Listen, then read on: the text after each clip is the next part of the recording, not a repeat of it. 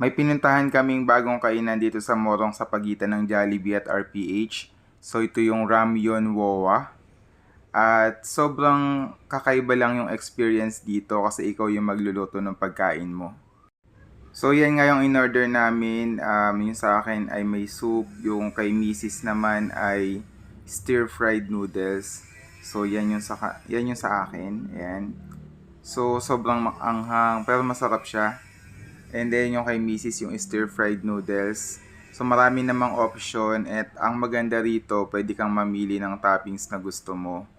And so may mga available din silang drinks. Yung kay Mrs. in order ay coffee, sa akin naman ay kiwi na juice. Bali masarap yung na-order namin. So kung gusto niyo po ng kakaibang experience, so pwede niyong bisitahin ang Ramyun Wowa. Located lang ito sa Morong, pagitan ng Jollibee at ng RPH.